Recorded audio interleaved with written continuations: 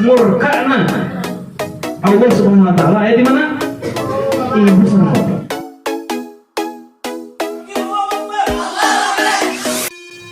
Sahabat sinyal positif yang disayang Allah Ta'ala, pada kesempatan kali ini mari kita sama-sama merenungkan nama Allah Subhanahu wa Ta'ala, yakni Al-Mughni, yang artinya Allah yang maha memberi kekayaan.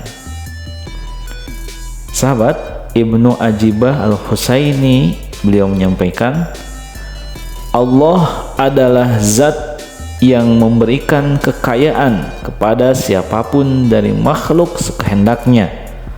Maka orang yang mengetahui bahwa Allah itu Al-Mughni, dia akan merasa cukup dengannya dan selalu merasa butuh kepadanya. Sahabat sinyal positif yang disayang Allah, sesungguhnya Allah Azza wa Jalla adalah pemilik segala sesuatu, semua yang ada di langit maupun di bumi, yang lahir maupun yang batin, di dalam alam gaib maupun di alam fisik.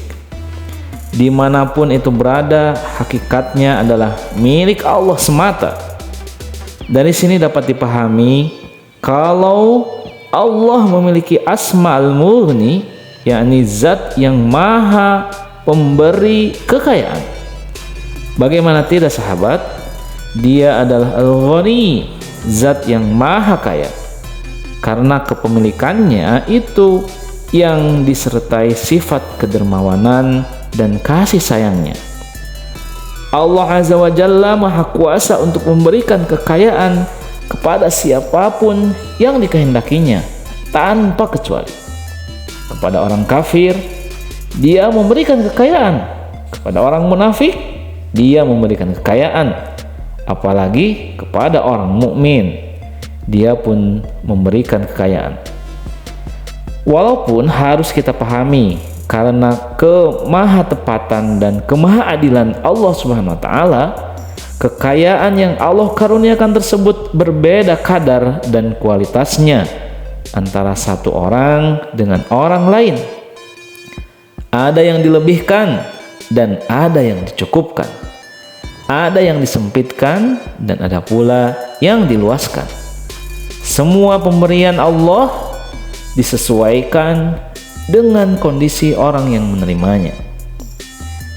Sahabat, namun demikian kita jangan menduga bahwa kekayaan dari Allah itu hanya berbentuk materi saja, semacam uang, rumah, kendaraan, perusahaan, dan sejenisnya.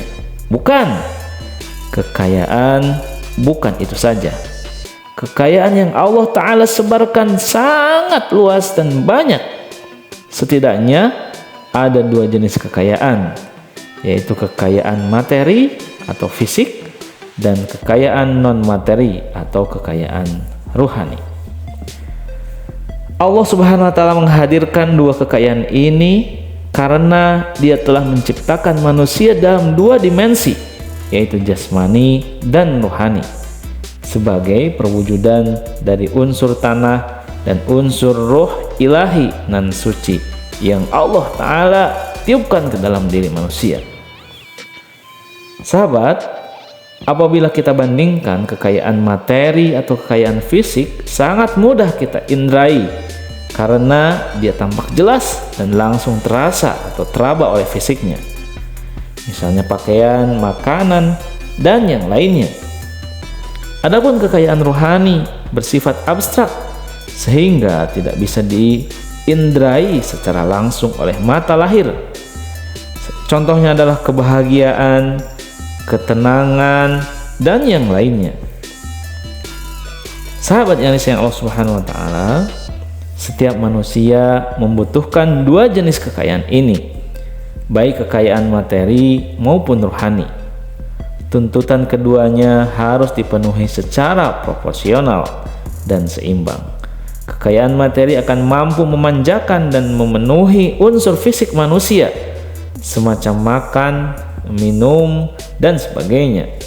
Sedangkan kekayaan rohani akan mampu memanjakan dan memenuhi kebutuhan rohani manusia, Keduanya sangat penting dalam menjaga keberadaan manusia. Sahabat sinyal positif yang disayang Allah Ta'ala, sungguh bukanlah menjadi kaya raya yang penting. Apa yang terpenting dari harta yang kita miliki adalah keberkahannya. Jangan silau dengan istilah kaya, karena istilah tersebut biasanya identik dengan hawa nafsu. Terlebih lagi, agama kita mengajarkan tentang sikap qanaah atau merasa cukup dengan apa yang ada. Bersyukur menerima hasil yang diberikan oleh Allah sembari bersabar dan tidak putus asa dalam berusaha. Sahabatku, tidak baik kita banyak makan, tapi yang baik adalah cukup makan. Tidak baik kita banyak tidur, tapi yang baik adalah cukup tidur.